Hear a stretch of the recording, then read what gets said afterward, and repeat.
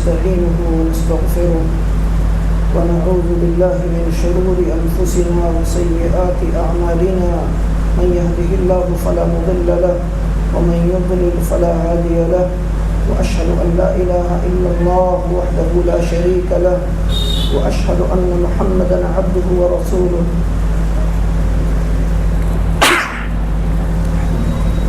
الحمد لله. أما بعد فإن أصدق الحديث كتاب الله وخير الهدي هدي محمد صلى الله عليه وسلم وشر الأمور محدثاتها وكل محدثة بدعة وكل بدعة ضلالة وكل ضلالة في النار. فأعوذ بالله السميع العليم من الشيطان الرجيم من همزه ونفخه ونفثه.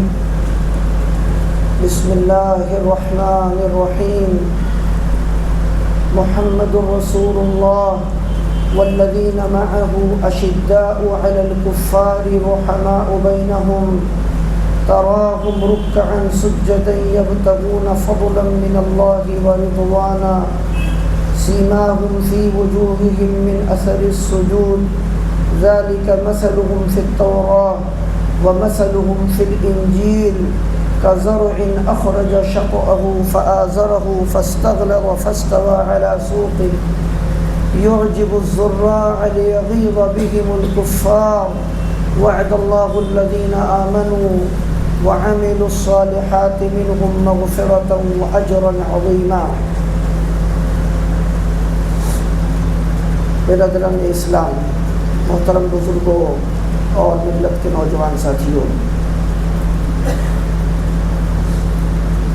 اللہ رب العالمین نے دنیا والوں کی ہدایت کے لیے اپنے سب سے عظیم الشان پیغمبر کو دنیا والوں کی طرف رحمت بنا کر کے بھیجا اور اپنی سب سے عظیم اور آخری شریعت آپ پر اتاری، سب سے افضل کتاب آپ کو دی اور سب سے عظیم معجزات بھی آپ کو دیے۔ پچھلی کتابوں میں، پچھلی شریعتوں میں جتنے بھی فضائل اور خصائص اللہ تعالیٰ نے اتارے تھے ان تمام کو اپنی آخری کتاب یعنی قرآن مجید میں جمع کر دیا، اور ہماری اس امت کو اللہ تعالیٰ نے ساری امتوں پر فضیلت عطا فرمائی، اور جو دین اس نے رسول مجتبی صلی اللہ علیہ وسلم کو دے کر بھیجا وہ ایک کامل ترین دین ہے، اور اس کامل دین کی حفاظت کے لیے، اس کی تبلیغ کے لیے، اسے دنیا والوں تک پہنچانے کے لیے اس نے جہاں نبی کریم صلی اللہ علیہ وسلم کی ذمہ داری مقرر کی، وہیں پر اس نے اپنے پیغمبر کی نصرت کے لیے، ان کی تائید کے لیے صحابہ کرام رضی اللہ تعالی عنہم کو منتخب فرمایا، جن کا مقام ساری امت میں سب سے بلند ہے، اور صرف امت مسلمہ ہی میں نہیں بلکہ پچھلی تمام امت کے بھی جو اہل ایمان گزرے ہیں ان سے بھی افضل ہیں رسول کریم صلی اللہ علیہ وسلم کے اصحاب کرام رضی اللہ تعالی عنہم اجمعین۔ اللہ تعالیٰ نے صحابہ کرام رضی اللہ تعالی عنہم کی قرآن مجید کے اندر جگہ جگہ تعریف کی، ان کے لیے جنت کا وعدہ کیا، ان کے لیے مغفرت کا وعدہ کیا، اپنی رضامندی کا اعلان کیا، اور صرف یہ نہیں کہا کہ اللہ تعالیٰ ان سے راضی ہوا، بلکہ یہ بھی کہا کہ وہ بھی اللہ سے راضی ہوئے۔ اور یہ بہت اونچا مقام ہے کہ اللہ تعالیٰ اپنی رضامندی کا اعلان کرے اور بندے کی رضامندی کا بھی اعلان کرے۔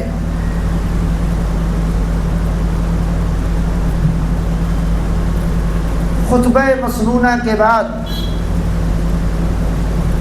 سورہ فتح کی جو آخری آیت آپ کے سامنے پڑھی گئی، اللہ رب العالمین نے اس آیت کریمہ میں ارشاد فرمایا کہ محمد الرسول اللہ والذین معه اشداء علی الکفار رحماء بینہم۔ پوری آیت کا تو میں ترجمہ بھی نہیں کر رہا ہوں، لیکن جو محل استدلال ہے اس آیت سے وہ یہ ہے کہ اللہ تعالیٰ نے محمد صلی اللہ علیہ وسلم کا نام لے کر اعلان کیا کہ وہ اللہ کے رسول ہیں، اور فوراً بعد صحابہ کرام رضی اللہ تعالیٰ عنہم کا تذکرہ کیا مدح و ثنا کے ساتھ۔ کس لیے؟ اس بات کی توضیح اور اعلان کے لیے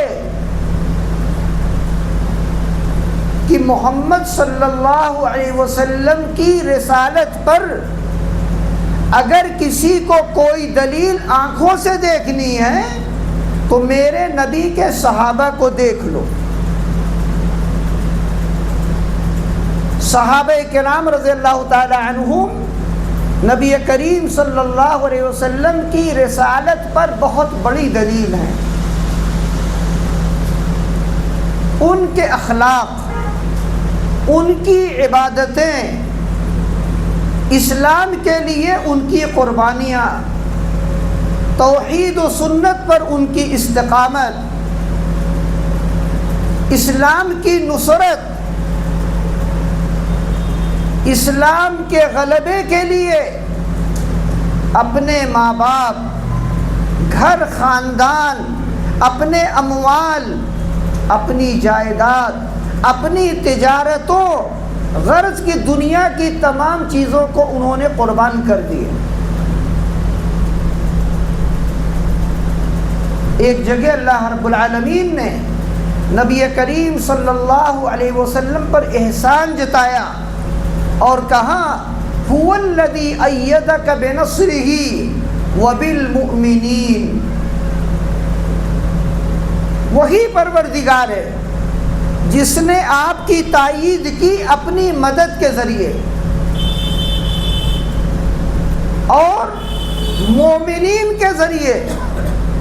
اب غور کرنے کی بات یہ ہے کہ نبی کریم صلی اللہ علیہ وسلم کے زمانے میں جب یہ آیت اتری، اس وقت مومنین صحابہ کرام رضی اللہ تعالی عنہم کے علاوہ کون تھے؟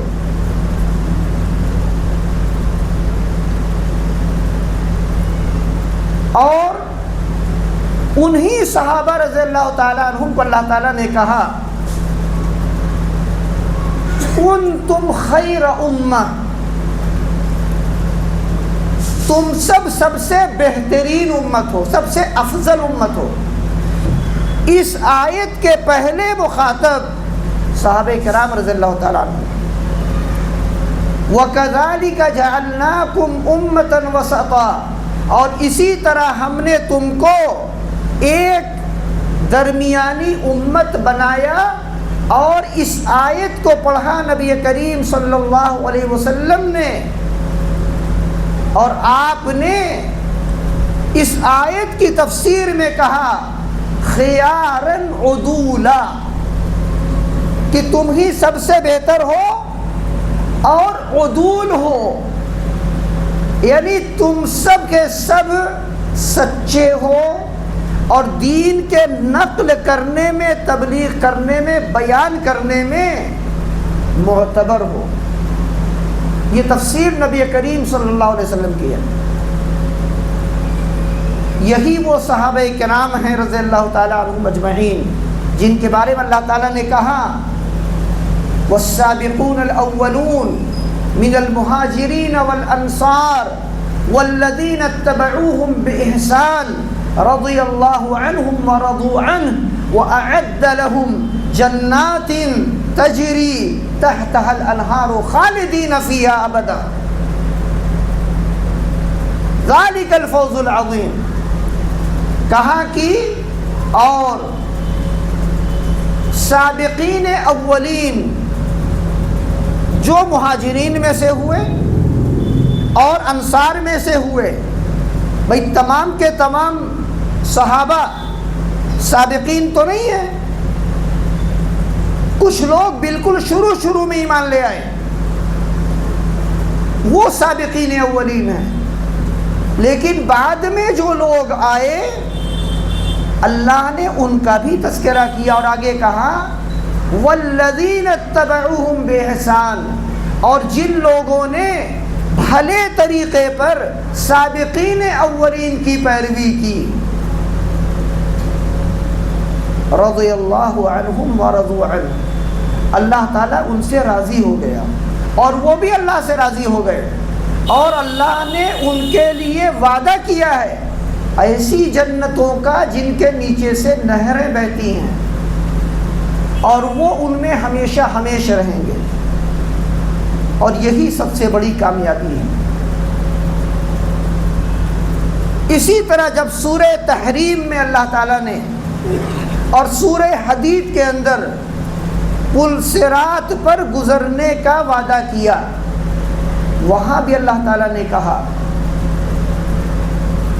یوم لا یخزی اللہ النبی، اور سورہ حدید میں کہا بشراکم الیوم جنات تجری، آج کے دن تمہارے لیے بشارت ہے ایسی جنتوں کی جن کے نیچے سے نہریں بہ رہی ہیں۔ تو جب پل صراط پر سلامتی سے گزریں گے تبھی تو آگے جنت میں جا پائیں گے۔ اس کے بعد سورہ تحریم میں کیا کہا یوم لا یخزی اللہ النبی والذین آمنوا معہ، جس دن اللہ تعالی نبی صلی اللہ علیہ وسلم کو اور آپ کے ساتھ جو لوگ ایمان والے ہیں ان کو رسوا نہیں کرے گا۔ یہ پل صراط کا تذکرہ ہے یہاں پر۔ نورہم یسعی بین ایدیہم وبایمانہم، ان کا نور ان کے آگے آگے دوڑ رہا ہوگا اور ان کے دائیں طرف، اور وہ کہہ رہے ہوں گے یقولون ربنا اتمم لنا نورنا واغفر لنا انک علی کل شیء قدیر، یہ دعا کر رہے ہوں گے۔ یہ تو میں نے آپ کو چند آیات بتائی ہیں، پورا قرآن مجید صحابہ کرام رضی اللہ تعالی عنہم کے فضائل کے بیان سے بھرا ہوا ہے۔ تو اللہ رب العالمین نے صحابہ کرام رضی اللہ تعالی عنہم کے مناقب، ان کی فضیلتیں قرآن مجید میں بار بار کیوں بیان کی ہیں، میں اس طرف آپ سب کی توجہ مبذول کرانا چاہ رہا ہوں۔ اللہ تعالیٰ نے اسی لیے بیان کی ہیں تاکہ مسلمانوں کا دل صحابہ کرام رضی اللہ تعالی عنہم کی محبت سے معمور رہے اور وہ ان کی طرف سے اپنے دلوں کو صاف رکھیں اور ان کے لیے وہ دعائے خیر کریں، اور جب بھی کوئی تذکرہ آئے کسی بھی صحابی کا تو اس صحابی کا تذکرہ عقیدت اور محبت سے کیا جائے، نہ کہ نفرت سے، اور نہ ہی ان کی کوئی غلطی یا برائی بیان کی جائے۔ حضرت عوام ابن حوشب رحمہ اللہ تعالی علماء سلف میں سے ایک بہت بڑے عالم ہیں، وہ کہتے ہیں اذکروا محاسن اصحاب محمد صلی اللہ علیہ وسلم، کہ تم محمد صلی اللہ علیہ وسلم کے صحابہ کی خوبیوں کو بیان کیا کرو۔ تأتلف علیہ القلوب، یا تأتلف علیہ القلوب، جن کے بیان کرنے سے دلوں میں ان کی انسیت اور محبت بڑھے۔ ولا تذکروا مساویہم، ان کی غلطیوں کا بیان مت کیا کرو۔ لتحرشوا بہ الناس، لتحرشوا علیہا الناس، اگر تم برائیاں بیان کرو گے تو لوگوں کے دلوں میں نفرتیں پیدا کرو۔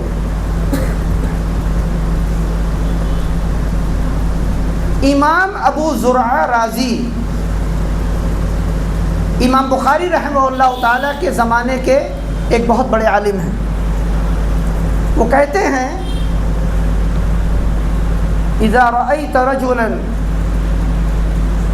ينتقص احدا من اصحاب رسول الله صلی اللہ علیہ وسلم فاعلم انه زندیق، کہتے ہیں جب تم دیکھ لو کسی انسان کو جو صحابہ کرام رضی اللہ تعالیٰ عنہم میں سے کسی بھی ایک کو برا کہہ رہا ہے، ان کی کسی غلطی کو بیان کر رہا ہے، ان کی عیب جوئی یا غیبت کر رہا ہے، تو جان لو کہ وہ داہریہ ہے، وہ زندیق ہے باقاعدہ۔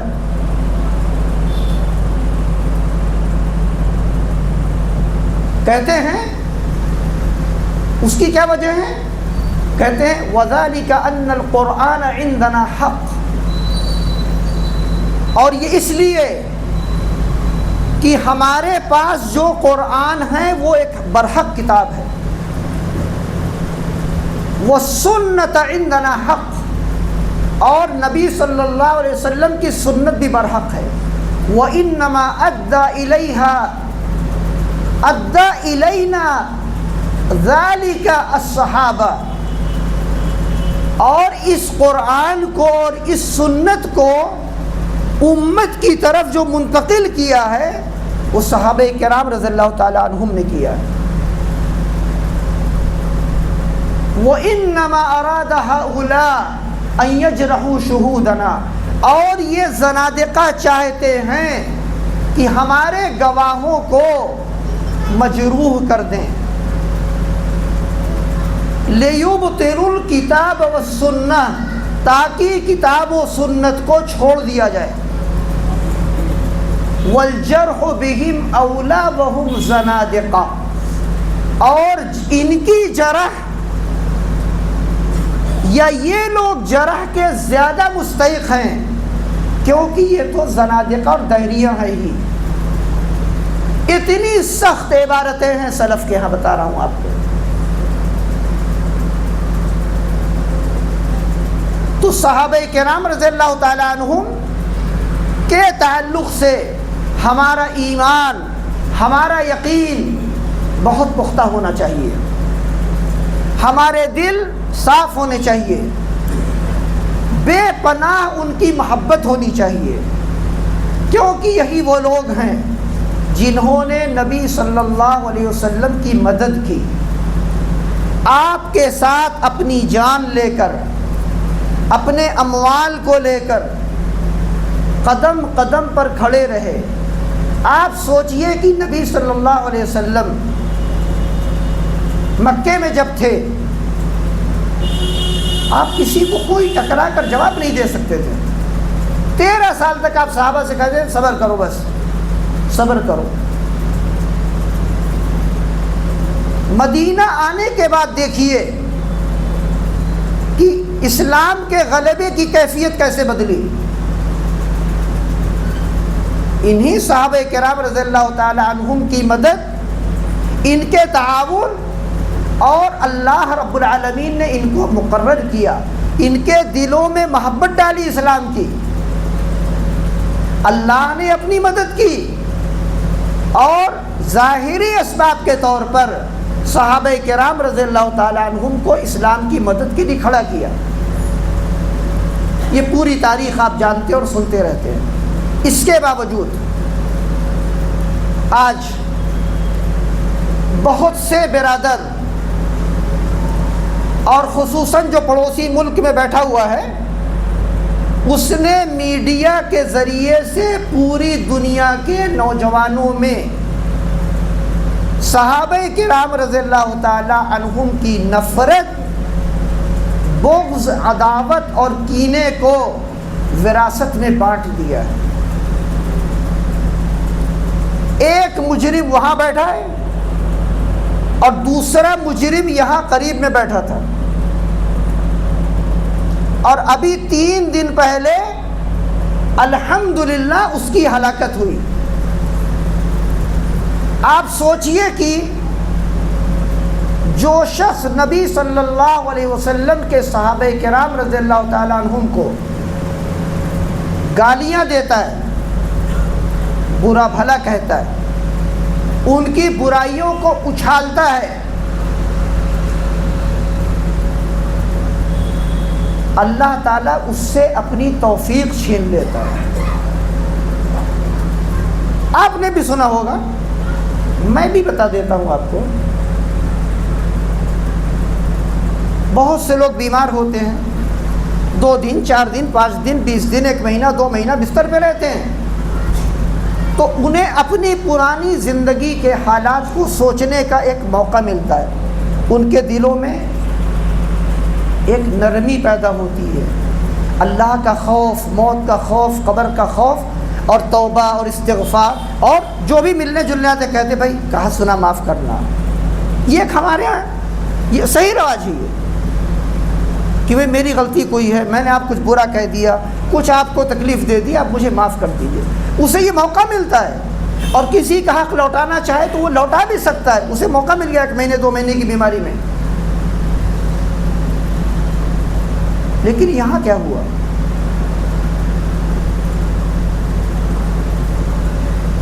بستر سے اٹھا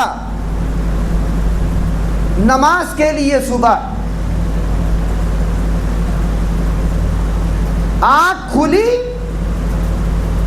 نماز تک کا موقع رب نے اس کو نہیں دیا، اور وہیں پر حرکت قلب بند ہو جانے سے زمین پر گرا، اور اس کے بعد ہلاکت کو پہنچ گیا۔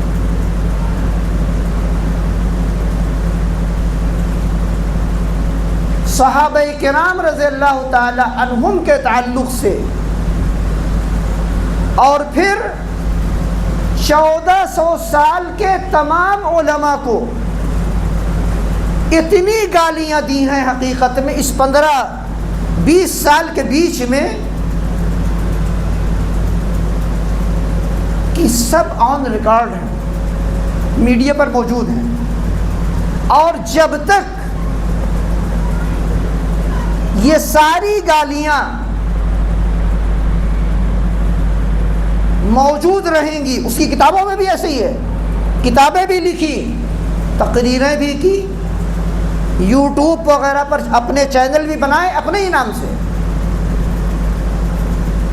ممبر کسی کا نام لینے کی جگہ نہیں ہے اللہ رسول کے سوا، اس لیے دیکھیے میں نام نہیں لیتا ہوں، الحمدللہ کوشش کرتا ہوں کسی کا نام نہ ہی لے، کوئی بہت بڑا عالم ہو، کسی بدعتی مجرم کا تذکرہ اس کے بھی ممبر نہیں ہے۔ تو بتا رہا ہوں کہ جب تک جرائم پر مشتمل یہ گالیاں میڈیا پر رہیں گی، گناہ جاریہ کا سلسلہ قیامت تک جاری رہے گا۔ اس لیے میں نے آپ تمام کے لیے آج خطبے کا یہ موضوع منتخب کیا، تاکہ ہماری جو نوجوان نسل یہاں پر ہے شہر میں، اور وہ اس طرح کے گمراہوں کو سن رہی ہے،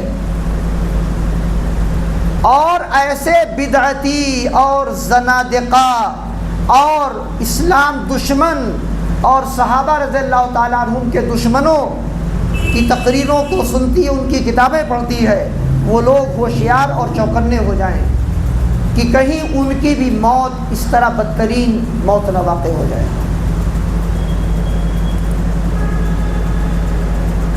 صحیح بخاری کے اندر آیا، سعد بن ابی وقاص رضی اللہ تعالیٰ عنہ کو حضرت عمر رضی اللہ تعالیٰ عنہ نے کوفہ کا گورنر بنایا، اور وہی فاتح بھی ہیں وہاں علاقے کے، قادسیہ کے امیر لشکر بھی وہی تھے، اور عشرہ مبشرہ میں سے بھی ہیں، بڑے فضائل ہیں ان کے، سابقین اولین میں سے ہیں۔ جس دن نبی صلی اللہ علیہ وسلم پر وحی اتری ہے نا، جس دن غار حرا میں،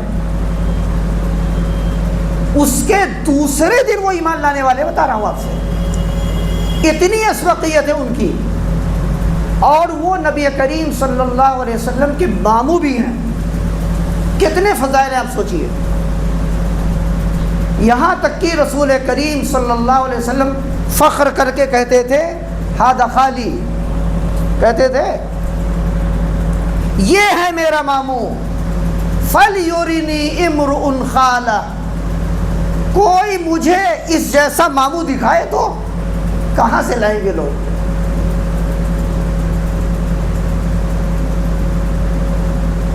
اور اسلام کی بقا اور سربلندی کے لیے سب سے پہلے تیر چلانے والے انسان حضرت سعد بن ابی وقاص رضی اللہ تعالیٰ عنہ، اتنا عظیم الشان اور جنتی صحابی، اس کے متعلق کوفہ والوں نے شکایت کی حضرت عمر رضی اللہ تعالیٰ عنہ سے، کہا کہ یہ نماز پڑھانا نہیں جانتے۔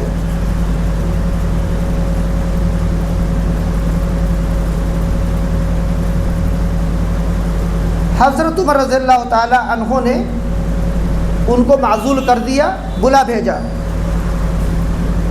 مدینہ آئے، پوچھا ابو اسحاق یہ کیا بات ہے، لوگ شکایت کر رہے ہیں آپ کی کہ آپ نماز پڑھنا نہیں جانتے ہیں۔ کہا مجھے افسوس ہے ایسے لوگوں پر جن کو میں نبی صلی اللہ علیہ وسلم کی نماز پڑھاتا ہوں تو کہتے ہیں نماز پڑھانا نہیں جانتے، یہ کیا چاہتے ہیں؟ پھر بتایا کہ میں نماز کس طرح پڑھاتا ہوں، اور کہا عمر رضی اللہ تعالیٰ مجھے آپ کے بارے میں یہی یقین تھا۔ اس کے بعد کچھ لوگوں کو حضرت سعد کے ساتھ کوفہ بھیجا کہ جا کے کوفہ کی مسجدوں میں سوال کرو، تحقیق کرو۔ تو جن صحابہ کو آپ نے بھیجا کوفہ کی مسجدوں میں یہاں وہاں پوچھنے کے لیے، ایک ایک مسجد حضرت عمر رضی اللہ تعالیٰ عنہ کے کارندے حضرت سعد کو لے کر گئے کہ بھائی تم لوگ بتاؤ کہ سعد کے بارے میں تمہاری کیا شکایت ہے۔ لوگوں نے کہا کوئی شکایت نہیں، کوئی شکایت نہیں، سب جھوٹ۔ یہاں تک کہ بنو عبس کی ایک مسجد میں گئے، وہاں پوچھا، وہاں پر ایک آدمی کھڑا ہوا، اس نے کہا کہ جب تم نے ہمیں اللہ کا حوالہ دے کے پوچھا ہے تو سنو۔ پوچھا کیا؟ کہا کہ یہ صاحب جو ہیں گورنر تو یہاں کے تھے، جہاد کرنے نہیں جاتے یہ، اور جب مال غنیمت آتا ہے تو انصاف سے نہیں بانٹتے۔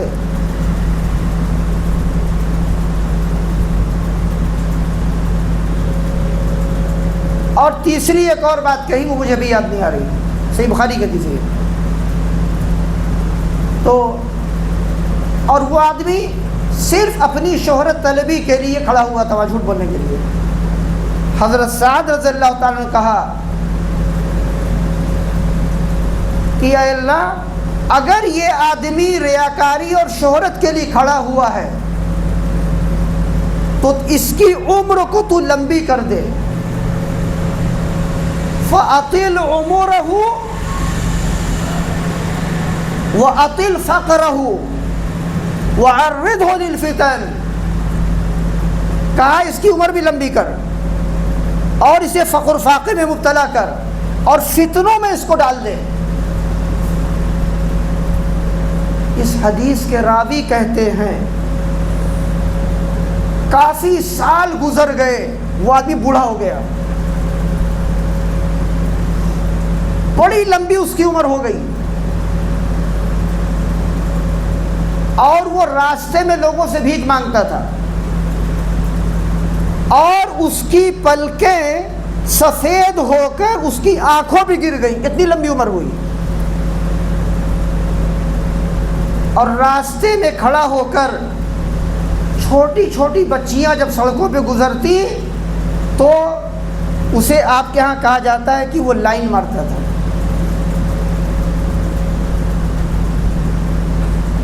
اسے لوگ کہتے بوڑھے آدمی یہ تیری پوتیوں پڑپوتیوں کی عمر کی لڑکیاں ہیں، تو انہیں کیوں چھیڑتا ہے؟ تو کہتا اصابتنی دعوت سعد، مجھے سعد بن ابی وقاص کی بد دعا لگ گئی ہے۔ یہ دلیل ہے دیکھی بدمعاشی کرنے کی۔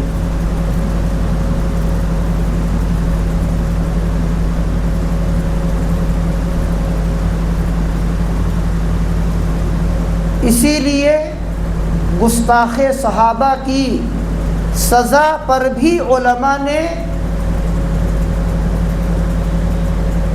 مسائل مرتب کیے اور سزائیں دیں، کوڑے لگائے۔ صحابہ رضی اللہ تعالیٰ عنہ میں سے کسی کو جس نے برا کہا، ہمارے قاضیوں نے کوڑے لگائے، جیل میں رکھا۔ عاصم الاحول مدائن کے قاضی تھے، ان کے پاس ایک آدمی کو لایا گیا اور بتایا گیا کہ یہ جو ہے کسی ایک صحابی کو برا کہتا ہے، تو انہوں نے اسے 10 کوڑے مارے۔ 10 کوڑے کھانے کے بعد کہتا ہے نہیں ابھی اور گالی دوں گا، پھر 10 مارے، کہا پھر دوں گا، پھر 10 مارے، پھر 10 مارے۔ دیکھیے توبہ نہیں کر رہا ہے۔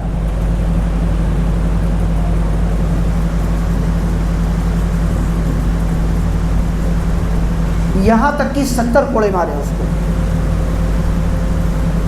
اور 8ویں صدی میں، جس صدی میں امام ابن تیمیہ رحمہ اللہ تعالیٰ تھے، اس صدی میں ایک شخص کو لایا گیا جو حضرت معاویہ رضی اللہ تعالیٰ عنہ کو برا بھلا کہتا تھا۔ اور اس وقت دمشق کے 2 قاضی تھے، ایک شافعی اور ایک مالکی۔ شافعی قاضی نے حکم دیا کہ اس کو جیل کی جائے یہاں تک کہ توبہ کر لے۔ اسے کافی دن جیل میں رکھا گیا اور اس کو بلایا گیا بار بار عدالت میں لائے توبہ کرنے کے لیے، کہا نہیں کروں۔ جب توبہ کے لیے کہا جاتا کہتا میں اپنے گناہوں سے توبہ کرتا ہوں، حضرت معاویہ رضی اللہ تعالیٰ عنہ کو برا بھلا کہنے گالی دینے سے نہیں۔ یہ عمل بار بار کیا گیا، اس کے ساتھ توبہ کروائی گئی، کہا نہیں کروں گا۔ تو قاضی مالکی جو تھا اس نے کیا کہا؟ کہا تلوار لے آؤ۔ کہا دواؤہ السیف، کہا اس کا جو بورفین والا نسخہ ہے نا، وہ ایک بورفین چاہیے اس کو، اور فوراً گردن اتار دی اس کی۔ بے شمار واقعات ہیں تاریخ میں۔ ابھی یہ جو مجرم جیل میں سڑایا گیا 3-4 مہینے، بار بار لوگوں نے مجھ سے پوچھا یہاں سے وہاں سے کیا کرنا چاہیے اس کو۔ ہم نے کہا اس کو زندگی بھر جیل کر دینی چاہیے، یہاں تک کہ یہ توبہ کرے اور اس کی زبان بند کر دینی چاہیے۔ لیکن دنیا کا ایک نظام ہے اور دنیا کی ایک سیاست ہے کہ آج دیکھیے باہر نکلا ہوا ہے اور پھر اسی طرح گالیاں دے رہا ہے۔ تو جیسے گستاخان صحابہ کی موت ہوا کرتی ہے، میں پہلے بھی آپ کو بتا چکا ہوں کہ انشاءاللہ اس مجرم کی موت بھی اسی طرح ہوگی، اور ایسے لوگوں کو عموماً توبہ کی توفیق نہیں ملتی۔ کیونکہ جس نے نبی صلی اللہ علیہ وسلم کے صحابہ کو برا کہا اس کا مقصد ہے نبی صلی اللہ علیہ وسلم پہ جرح کرنا۔ امام مالک رحمہ اللہ تعالی ذکر کیا گیا، انہوں نے کیا کہا یہ لوگ اصل میں نبی صلی اللہ علیہ وسلم کو برا کہنا چاہتے ہیں لیکن ہمت نہیں کرتے کہ مسلمان فوراً قتل کر دیں گے، اس لیے صحابہ کرام پہ طعن کرتے ہیں تاکہ کہا جائے اصحاب سوء لرجل سوء، اس کے ساتھی برے تھے۔ کیونکہ ان کا استاد خراب تھا نا، نعوذ باللہ۔ کا اصل میں یہ کہنا چاہتے ہیں تمام مجرم صحابہ گالیاں دیتے ہیں، وہ کہنا چاہتے ہیں استاد جب خراب ہوگا تو شاگرد خراب ہوں گے، لہٰذا شاگردوں پہ طعن کیا جائے۔ اللہ رب العالمین سے دعا ہے کہ اللہ رب العالمین ایسے اور ان تمام مجرموں سے امت کو محفوظ رکھے، ان کے شر سے ہم لوگوں کو بچائے، اور ہماری نسلوں کو اللہ توفیق دے کہ ہر بدعتی، ہر مجرم، ہر برادر کی گمراہیوں سے وہ دوری اختیار کریں۔ جو کتاب و سنت کا علم سکھانے والے، نبی کریم صلی اللہ علیہ وسلم کا عقیدہ سکھانے والے جو علماء ہیں، ان کے پاس بیٹھنے اور ان سے دین سیکھنے کی ہم سب کو توفیق عطا فرمائے۔ اقول ما تسمعون واستغفر اللہ لی ولکم ولسائر المسلمین فاستغفروه انه هو الغفور الرحیم۔